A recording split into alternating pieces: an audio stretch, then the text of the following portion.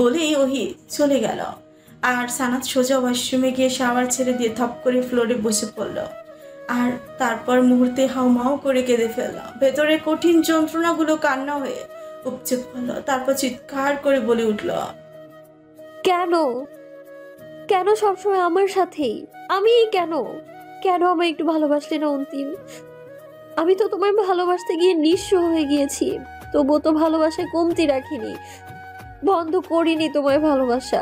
তাহলে তুমি কেন পারলে না আমাকে একটু ভালোবাসা ভিক্ষা দিতে? আমি কি এতটাই অযোগ্য তোমার ভালোবাসা পাওয়ার? যদি ভালোই না বাসো তবে এতদিন কেন কাছে এসেছিলে, যত্ন দেখিয়েছিলে, কেন এমন অনুভব করিয়েছিলে যেন তুমিও ভালোবাসো আমায়? কেন করলে? আর আজ সব ভুলে গিয়ে আমাকে ফেলে কি করে ছোঁয়ার কাছে ফিরে গেলে তুমি? আমার এত কষ্ট কেন হচ্ছে, কেন পারছি না আমি মানতে? তবে কি আমি বড় স্বার্থপর হয়ে গেলাম অন্তিম হাসান? হয়তো আমার লোভ জন্মে গেছে তোমার প্রতি, তোমার সান্নিধ্যের প্রতি, এই সংসারটার প্রতি। আমি পারবো না আমার সুখের সাম্রাজ্য ছাড়তে, পারবো না আমি। বলতে বলতে অঝরে কাঁদতে লাগলো সানাত। একটা ক্যাফেতে সামনাসামনি বসে আছে অন্তিম ছোঁয়া। নীরবতা ভেঙে অন্তিমই প্রথম বলল, তোমার যা বলার তাড়াতাড়ি বলো, আমার তাড়া আছে। তুমি আমাকে আজ তারা দেখাচ্ছ অন্তিম? কই, এর আগে তো কখনোই আমাকে সময় দিতে গিয়ে তুমি তারা দেখাওনি, তাহলে আজ কেন দেখাচ্ছ? অন্তিমের সোজা সবটা জবাব। তখন আর এখনের মধ্যে আকাশ পাতাল ফারাক। আর তোমাকে এখন সময় দেওয়ার তো কোনো প্রশ্নই আসে না, কারণ সেই সময়টা আমার স্ত্রীর, শুধুমাত্র সানাতের। অন্তিমের মুখে এমন কথা শুনে অবাক হয়ে গেল ছোঁয়া। তৎক্ষণাৎ সে বলে উঠল, আমার সময়টা তুমি সানাতকে দেবে? এইটুকু সময়ের মধ্যে এত আপন হয়ে গেল সানাত? তোমার সময় তো অনেক দূর, তোমার কোনো ভ্যালুই আমার লাইফে নেই। আমার কাছে তুমি শুধুই জাস্ট একটা পাস্ট, একটা মিস্টেক। আমার প্রেজেন্ট ফিউচার সবটা এখন শুধুমাত্র একজনই, আর সে হলো সানাত। এখানে তোমার কোনো জায়গা নেই। আমি জাস্ট ভাবতে পারছি না অন্তিম, সানাত তোমার ব্রেন এইভাবে ওয়াশ করে ফেলেছে। কি এমন জাদু করেছে সানাত তোমাকে যে তুমি ওই সানাতের জন্য আমার সাথে এরকম বিহেভ করছো? How possible? এই কদিনের মধ্যে তুমি আমাকে, আমার প্রতি সব ফিলিংস, আমাদের 3.5 বছরের ভালোবাসা সব ভুলে গিয়ে সানাতকে নিজের প্রেজেন্ট ফিউচার করে নিয়েছো। এই তোমার ভালোবাসা অন্তিম? ছোঁয়ার কথায় কি হলো ঠিক বোঝা গেল না। তার আগে অন্তিম হো হো করে হেসে উঠল। ছোঁয়া অবাক হয়ে তাকিয়ে আছে অন্তিমের দিকে। অন্তিম যেন গড়াগড়ি খাচ্ছে, যেন মনে হচ্ছে ছোঁয়া খুব বাজে একটা জোকস বলেছে। তারপর কোনো রকমে হাসি থামিয়ে তচ্ছিল্যে স্বরেই বলল, এসব কথা আর যাই হোক তোমার মুখে একদম শোভা পায় না ছোঁয়া। তোমার মুখে এসব কথা শুনলে জাস্ট হাসি পায়, তাছাড়া আর কিছুই না। আর কি যেন বললে তুমি? ভালোবাসা? 3.5 বছরের ভালোবাসা আমি কি করে ভুলে গেলাম? তাহলে আমাকে একটু বলো। আমি না হয় ভালোবাসতে পারিনি, কিন্তু তুমি কি করলে? 3.5 বছরের ভালোবাসাকে উপেক্ষা করে নিজের বড়লোক এক্স বয়ফ্রেন্ডের সাথে চলে গেলে। তখন কোথায় ছিল তোমার এই সো কল্ড ভালোবাসা? বলো, কোথায় ছিল? তখন একবারও আমার কথা, আমার ফ্যামিলির মান সম্মানের কথা ভেবেছিল তুমি? অবশ্য ভাববে কি করে? তোমার মতো মেয়েরা তো শুধু নিজেদের নিয়ে ভাবে, স্বার্থপর, বেঈমান। তোমার প্রতি আমার একটা সময় প্রচুর ফিলিংস কাজ করত, কিন্তু এখন তোমার প্রতি জাস্ট ঘেন্না হয়। আর তার সাথে আফসোসও হয় যে আমি কতটা ভুল মানুষের প্রতি নিজের ফিলিংস অপচয় করেছিলাম। আর হ্যাঁ, সানাতকে নিয়ে একটাও বাজে কথা বলবে না। নিজের সাথে ওর তুলনা একদম দেখাবে না, কারণ তোমার সাথে ওর তুলনা তো দূর, তুমি ওর তালিকার কাতারেও পড়ো না। সানাত আর যাই হোক তোমার মতন স্বার্থপর নয়, ওর ভেতরটা তোমার মতো নোংরা নয়, ও পবিত্র। ওর সাথে আমার জীবনটা না জড়ালে হয়তো আমি কোনোদিনও মানুষের ভেতরের সৌন্দর্যটা চিনতেই পারতাম না। আমি উপরওয়ালার কাছে সারা জীবন কৃতজ্ঞ থাকবো যে উনি আমার জীবনে সানাতকে পাঠিয়েছে। ছোঁয়া বিস্ময় নিয়ে বলল, তুমি বলছো এসব অন্তিম? আমি মানছি আমি একটা বড় ভুল করেছি, আমি ক্ষমাও চাচ্ছি তার জন্য। আমাকে কি একটা সুযোগ দেওয়া যায় না? তুমি ভুল করছো। তুমি কিসের সুযোগ চাইছো? ফিরে আসার? কিন্তু সেটা তো সম্ভব নয়, কারণ আমি আর সেখানে আটকে নেই। আমি সানাতকে ঘিরে নিয়ে এগিয়ে গেছি। অন্তিম, তুমি প্লিজ আমার আর সানাতের থেকে দূরে থাকো ছোঁয়া। তোমার জন্য সানাতকে অনেক কিছুই ফেস করতে হয়েছে, তাই আমি চাই না তোমার জন্য আবার সানাত কোনো নতুন সমস্যার সম্মুখীন হোক। তাই প্লিজ দূরে থাকো। সানাতের এক তিল পরিমাণ ক্ষতি আমি সহ্য করব না। আমি সানাতকে নিয়ে ভালো আছি, তুমিও নিজের মতো থাকো। বলে উঠে দাঁড়ালো অন্তিম। ছোঁয়া বলে উঠল, এত যে বড় বড় কথা বলছো, তুমি জানো সানাত বিয়ের আগে অন্য কাউকে ভালোবাসতো, হয়তো এখনো বাসে। অন্তিম ছোঁয়ার দিকে তাকিয়ে বলে উঠল, আগে কি ছিল না ছিল তাতে আমার কিচ্ছু যায় আসে না। সানাতের বর্তমান ভবিষ্যৎ সবটাই এখন শুধুমাত্র অন্তিম আহসান। ব্যাস এইটুকুই বলি, আর কোনো কথা না বলে সোজা বেরিয়ে গেল অন্তিম। আর এইদিকে ছোঁয়া অন্তিমে যাওয়ার দিকে তাকিয়ে আছে। সে ভাবতেই অবধি পারছে না এই কথাগুলো অন্তিম বলেছে তাকে। অন্তিমের এতটা পরিবর্তন সে কল্পনাতেও আশা করেনি। সে ভাবতে অবধি পারছে না তার পেছনে পাগল হয়ে পড়ে থাকা ছেলেটা আর শুধুমাত্র সানাতের জন্য তাকে এতগুলো কথা শুনিয়ে গেল। ভেতরে চাপা রাখ হিংসাটা মুহূর্তে মাথা চাড়া দিয়ে উঠল। সে কিছুতেই এত সহজে ছাড়বে না, এর শেষ সে দেখেই ছাড়বে। অন্তিমের বাড়ি ফিরতে ফিরতে সন্ধ্যা পার হয়ে গেছে। বাড়িতে ঢুকে ড্রয়িং রুমে চোখ বুলাতেই কাঙ্ক্ষিত মানুষটিকে চোখে পড়ল না। তারপর নিজের রুমের দরজাটা খুলে ঢুকতেই ঘর অন্ধকার দেখে ভ্রু কুঁচকে গেল অন্তিমে। তারপর হাতে লাইট জ্বালাতেই চোখ গেল বিছানায়। বিছানার এক কিনারে সানাত কমফোর্টার গায়ে দিয়ে টেনে ঘুমিয়ে আছে। অন্তিম বেশ অবাকই হলো সানাতকে এই সময় ঘুমিয়ে থাকতে দেখে, কারণ সচরাচর সানাত কখনোই এই সময় ঘুমান না। অন্তিম পকেট থেকে মোবাইল আর ওয়ালেট বের করে সাইড টেবিলের উপর রেখে সানাতের কাছে গিয়ে বসল। তারপর ডেকে উঠল, সানাত। সানাতের কোনো সাড়া পাওয়া গেল না। অন্তিম আস্তে করে সানাতের শরীরে হাত রাখতে শিউরে উঠল। সানাতের সারা শরীর আগুনের মতো গরম, বোঝা যাচ্ছে জ্বর ভালো মতোই কাবু করে ফেলেছে। অন্তিমের নজর আচমকা সানাতের চোখের দিকেই গেল। সানাতের চোখের কোণায় পানি, চোখের পাপড়িও ভেজা, দেখি বোঝা যাচ্ছে কেঁদেছে। মূর্তি অন্তিমের ভেতরটা মোচড় দিয়ে উঠল আর মনে মনে বলে উঠল, এ কি আমার শ্যামবতী, কেঁদেছে নাকি? অন্তিম সাথে সাথে সানাতের মাথাটা নিজের বুকে সাথে চেপে ধরে নিজেও লাইট অফ করে গায়ে কমফোর্টার টেনে সানাতকে বুকে আগলে নিয়ে শুয়ে পড়ল। তারপর ঘুমন্ত সানাতের মাথায় হাত বুলিয়ে দিতে দিতে বলে উঠল, পাগলি, দেখো আমি তোমার কাছেই আছি, কোথাও যাইনি। দিন শেষে তোমার কাছেই ফিরে এসেছি। এই সামান্য বিষয় নিয়ে এভাবে কেঁদে একাকার করা লাগে? বলে ঘুমন্ত সানাতের সুযোগ নিয়ে তার কপালে একটা উষ্ণ পরশ এঁকে দিল। অথচ জ্বরের ঘরে থাকা বোকা ঘুমন্ত সানাত জানতেই পারল না যে এই মুহূর্তে ঠিক কতটা যত্নশীল পুরুষের বুকে লেপ্টে আছে আর কতটা মায়ার সাথে তাকে আগলে রেখেছে তার সেই যত্নশীল পুরুষটি। সকালবেলা ঘুম ভাঙতেই পাশ বালিশটা শূন্য পেল সানাত। মূর্তির মনটা গাঢ় অভিমানে ছুঁয়ে গেল। সানাত উঠে ফ্রেশ হয়ে নিচে নামতে ডাইনিং টেবিলে অন্তিমকে দেখতে পেল। বেশ স্বাভাবিকভাবে বসে গল্প করছিল সে ওহি আর তার এক কাজিনের সাথে। সানাতকে দেখা মাত্রই অন্তিম কথা বলতে বলতেই তার পাশের চেয়ারটা টেনে বসার জন্য ইঙ্গিত করল। তারপর প্লেট এগিয়ে দিল সানাতের সামনে। তারপর এক এক করে খাবার উঠিয়ে দিল সানাতের প্লেটে। সানাত চুপচাপ বসে অন্তিমের কর্মকাণ্ড দেখছে। অন্তিম সানাতের দিকে তাকিয়ে বলল, আমাকে পরে দেখো, এখন যাও। আমাকে দেখলে পেট ভরবে না। সানাত চোখ নামিয়ে ফেলল, তারপর খাওয়ায় মনোযোগ দিল। হঠাৎ করে অন্তিম সানাতের কপালে হাত দিয়ে জিজ্ঞেস করল, জ্বর নেই গায়ে? কাল রাতে অত জ্বর এসেছিল কি করে? ইচ্ছে করে বাঁধিয়েছিলে? সানাতের খাওয়া থেমে গেছে ততক্ষণে। তার মাথায় একটাই কথা ঘুরছে, অন্তিম কি করে জানলো গতকাল রাতে তার জ্বর এসেছিল? তবে কি সে রাতে ফিরে তার কাছে এসেছিল, তাকে ছুঁয়ে দেখেছিল? কি হলো, তাড়াতাড়ি খাও, ভার্সিটিতে যেতে হবে। অন্তিমের কথায় সানাতের খোর কাটলো। সে সোজা খাওয়ায় মনোযোগী হলো। ক্যান্টিনে বসে আছে সানাত। তার কিছুই ভালো লাগছে না, তাই ক্লাস বাদ দিয়ে এখানে বসে আছে। ওহি ক্লাসে সানাতের সাথেই বসে আছে তার এক ফ্রেন্ড রাহি। সে নানান কথা বলে চলেছে, কিন্তু সানাতের তাতে মোটেও মনোযোগ নেই। এমন মুহূর্তে সানাতের ফোনটা বেঁচে উঠল। সাইড ব্যাগ থেকে ফোন বের করতে ফোনের স্ক্রিনে ভাষা নম্বরটা দেখতে সানাত থমকে গেল। আজ এত মাস পর মামুনির নম্বর থেকে কল এসেছে ভাবতে সানাত অবাক হয়ে যাচ্ছে।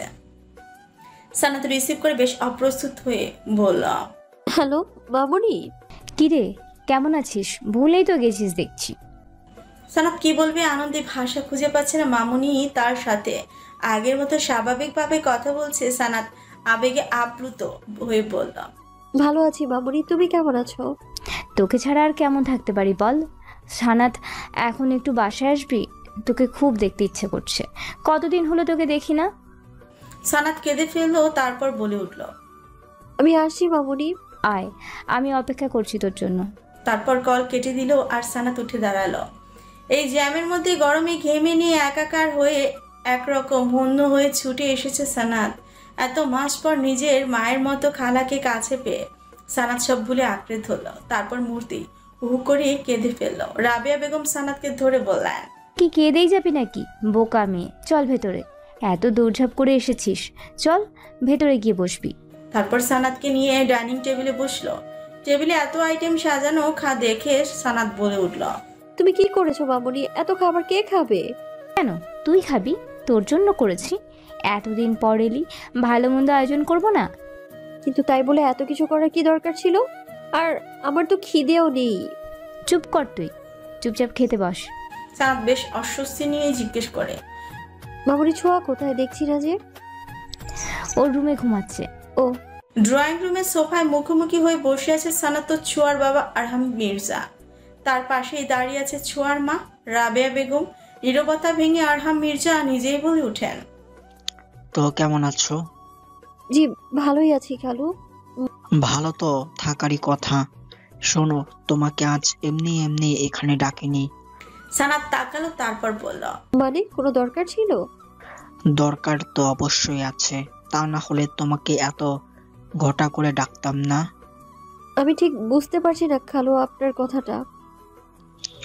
ধৈর্য ধরো, তারপর সব বুঝতে পারবে।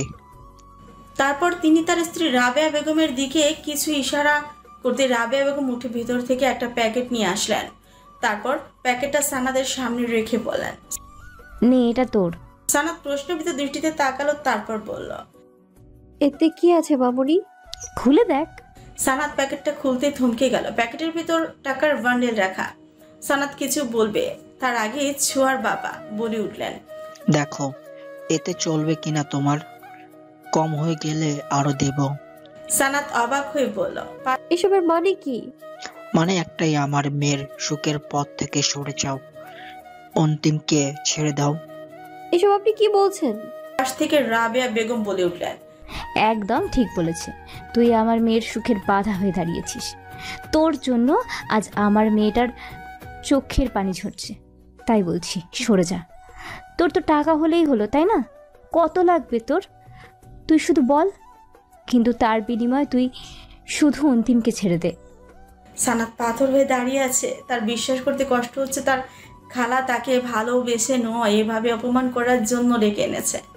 সানাদ কাঁপা কাঁপা গলায় বলল, মামুনি তুমি এসব কি বলছো? একদম ঠিক বলছি। তোর জন্য কি করিনি আমি? সব সময় নিজের মেয়ের মতো দেখেছি। ছোঁয়ার তোর মাঝে কখনো কোনো ভেদাভেদ করিনি। ভালো জামা কাপড় পরিয়েছি, ভালো করে খাইয়েছি, থাকতে দিয়েছি, আদর যত্ন করেছি। জীবনে এত কিছু জুটতো না তোর কপালে যদি আমরা না দিতাম। তোর বাপেরই বা কী ছিল? আর তুই কিনা বেঈমান মেয়ে, আমার খেয়ে আবার আমারই ক্ষতি করিস। শোন সানাত, শত হোক নিজের সন্তান নিজেরই, পর কখনো নিজের হয় না। আর তুই হলি আর এক গাছের ছাল। তোর জন্য আমার মেয়ের জীবনটা শেষ হয়ে যাবে, আর তুই সুখে থাকবি, সেটা আমি মোটেও সহ্য করব না। তাই বলছি, চলে যা আমাদের জীবন থেকে। কেন বুঝিস না? তুই একটা আপদ, একটা বোঝা। তুই অন্তিমের জীবনেও তুই একটা বোঝা। ওই ছেলে তোকে না পারছে বলতে আর না পারছে সইতে। সানাদ নিঃশব্দে দাঁড়িয়ে শুধু চোখের পানি ফেলছে। রাবেয়া বেগম আবারও বলে উঠলেন, আরে তুই কি অন্ধ নাকি? নিজেকে কখনো আয়না দেখিসনি? কোথায় তুই আর কোথায় আমার মেয়ে? অন্তিম কেন তোর মতো একটা কালো চালচুলোহীন মেয়েকে নিয়ে ঘর করবে? মেলে তোর সাথে ওর টাকা পয়সা, নাম যশ, সব কিছুর থেকে আমাদের সাথে মেলে। আর তোর আছে কি যে তোকে নেবে? একটা মানানসই বিষয় তো আছে নাকি? মাটি আর চাঁদ কখনো এক হতে পারে না। আর তুই বুঝিস না? লোকে হাসে অন্তিমের পাশে তোকে দেখলে। নেহা তোরা যথেষ্ট ভদ্র, তাই তোকে বুঝতে দেয়নি, না হলে কবেই ঘাট ধাক্কা দিয়ে বের করে দিত বাড়ি থেকে। আর সব থেকে বড় কথা, 3.5 বছরের সম্পর্ক ওদের।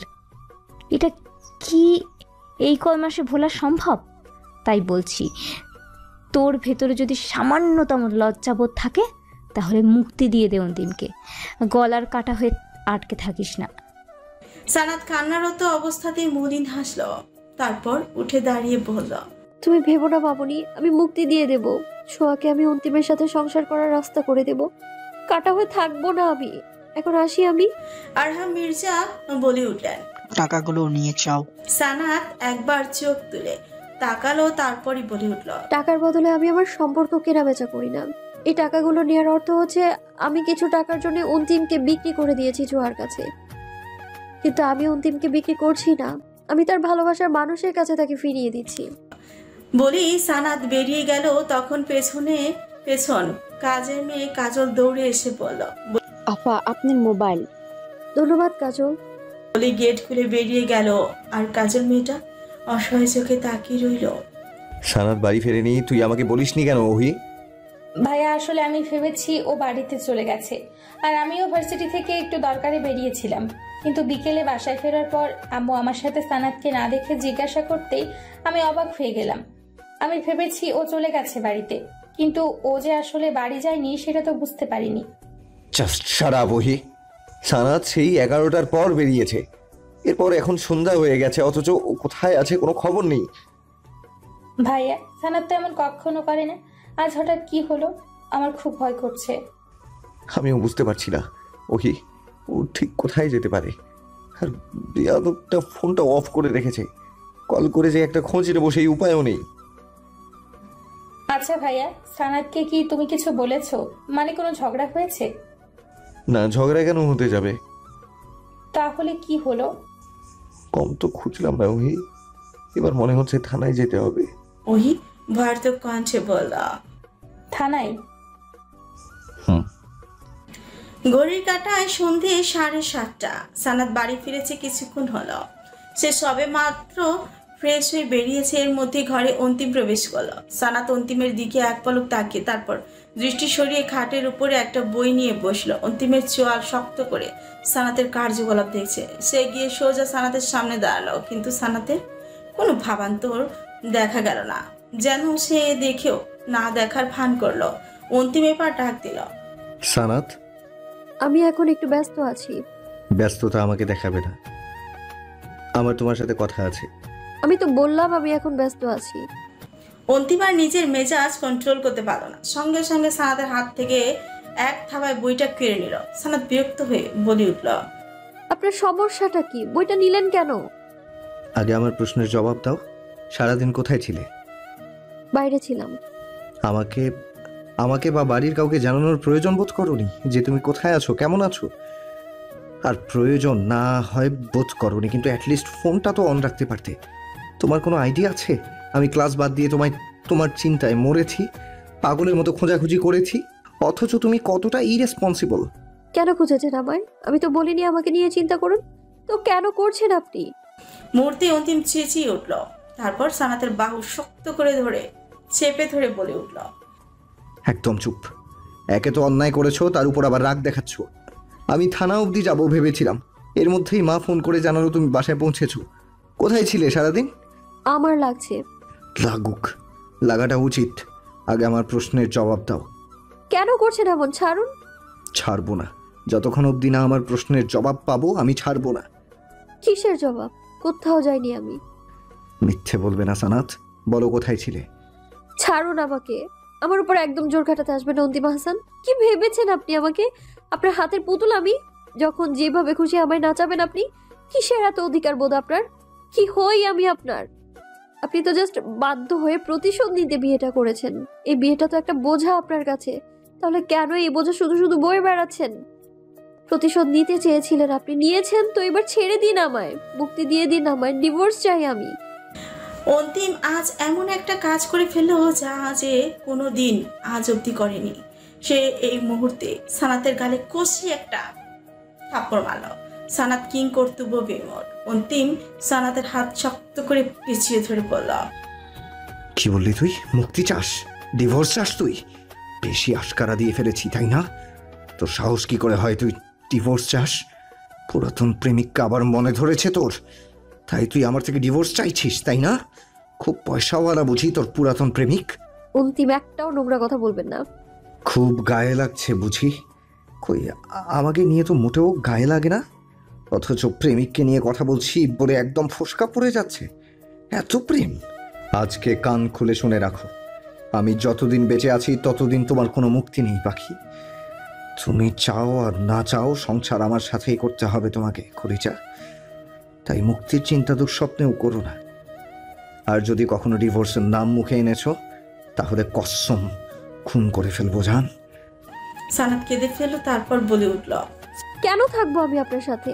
আমি তো কারো প্রয়োজন হতে চাইনি, আমি তো প্রিয়জন হতে চেয়েছি, কিন্তু আমি পারিনি তা। আমি তো আপনার ভালোবাসা না, আমি তো শুধুমাত্র একটা দায়িত্ব। যেখানে ভালোবাসাই নাই সেখানে আমি থেকে কি করব? সানাত থামলো, তারপর অশ্রুসিক্ত চোখে অন্তিমের দিকে তাকিয়ে বলল, আমাকে কেন একটু ভালোবাসলেন না অন্তিম? কেন বাসলেন না? আমি কি খুব বেশি কুৎসিত? একটুখানি ভালোবাসা কি আমাকে দেয়া যেত না? অন্তিম এক দৃষ্টিতে তাকিয়ে আছে সানাতের দিকে, তারপর সানাতের দুই গালে হাত রেখে বলে উঠল, আমি কি ভালোবাসিনি সানাত? তুমি কি অনুভব করনি আমার ভালোবাসা সানাত? কই, আপনি তো কখনো বলেননি আপনি ভালোবাসেন। সব সময় কি মুখে বলাটা জরুরি সানাত? আমি এখন আর ভালোবাসায় ঠিক বিশ্বাস করি না সানাত, কারণ ভালোবাসায় বিচ্ছেদ থাকে। আর আমি তোমার সাথে আমার বিচ্ছেদ চাই না, কোনো মতেই চাই না। আমি শুধু জানি আমার তোমাকে প্রয়োজন, ভীষণভাবে প্রয়োজন। আমার অভ্যেস হয়ে গেছো তুমি সানাত, আর কিছু অভ্যেস কখনো ছাড়া যায় না, যেমন তুমি। তোমাকে ছাড়ার সাধ্য আমার নেই, কারণ তোমাকে ছাড়লে আমি নিজেই নিঃস্ব হয়ে যাব। একবার ভালোবাসায় ধাক্কা খেয়ে আমি নিজেকে সামলে নিয়েছি সানাত, কিন্তু তোমার বেলায় আমি আর সামলে উঠতে পারবো না, সেই সাহস আমার নেই। আর তুমি বললে না সানাত তুমি প্রিয়জন হতে চাও? প্রিয়জন তো সেই হয় সানাত যে প্রয়োজনীয়, যার প্রয়োজন থাকে জীবনে। আর আমার তোমাকে প্রয়োজন, ভালোভাবে বাঁচতে আমার তোমাকে প্রয়োজন। তুমি এখন আমার কাছে অক্সিজেনের মতো হয়ে দাঁড়িয়েছো, তোমাকে ছাড়া নিঃশ্বাস নেওয়াটাও অসম্ভব।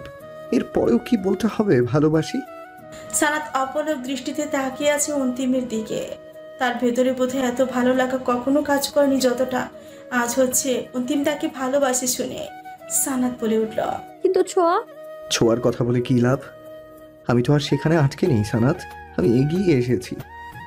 ছোঁয়ার প্রতি আমার যে অনুভূতিটা ছিল সেটা কেটে গেছে, তাই এখনো ফিরলো কি ফিরলো না তাতে কিছুই আসে যায় না আমার। আর যে একবার ঠকাতে পারে সে বারবার ঠকাতে পারে, তাই ছোঁয়ার কথা আমি আর ভাবতেও চাই না। ওর কথা ভাবা মানে তোমাকে অসম্মান করা, তোমার সাথে অন্যায় করা, যেটা আমি কখনোই করতে পারবো না। আর ছোঁয়া নিজের ইচ্ছায় অন্য ছেলের সাথে চলে গেছিল, আর এখন আবার ফিরে এসেছে। জীবনটা কোনো ছেলে খেলা নয় যে যখন খুশি যা খুশি তাই হবে। এবার আমি সবটা বুঝতে পেরেছি। তুমি বলো তো কোথায় গেছিলে? আসলে আমি মামুনির বাড়ি গিয়েছিলাম। কি? ছোঁয়াদের বাড়িতে কেন গেছিলে? মামুনি কল করেছিল, কল করে আসতে বলেছিল, কিন্তু ওখানে। সানাত কিন্তু ফিন্তু শুনতে চাই না, পুরো ঘটনা খুলে বলো, কিচ্ছু স্কিপ করবে না, A to Z বলো। সানাত একটা দীর্ঘশ্বাস ফেলে পুরো ঘটনা খুলে বলতে শুরু করলো। পুরো ঘটনা শোনার পর অন্তিম নিজেকে সর্বোচ্চ দিয়ে কন্ট্রোল করলো, চেষ্টা চালিয়ে যাচ্ছে। সানাতের দিকে তাকিয়ে বলল, সানাত তুমি বসো, আমি একটু আসছি। গালে অনেক জোরে লেগেছে তাই না? আসলে প্রচুর রেগে গেছিলাম, রাগের মাথায় খেয়াল ছিল না, আমি এসে মলম লাগিয়ে দেব। বলেই উঠে দাঁড়ালো অন্তিম। সানাত বলে উঠল, আপনি এখন এই সময় কোথায় যাবেন? অন্তিম সানাতের দিকে তাকিয়ে বলল, এক্স এর বাড়ি যাব। কি? কিন্তু কেন? এক্স এর বাবা মায়ের সাথে অনেক বোঝাপড়া আছে, আজ জন্মে শিক্ষা দিয়ে আসবো। বলেই বেরিয়ে গেল অন্তিম। আর সানাত হাঁ হয়ে তাকিয়ে রইল।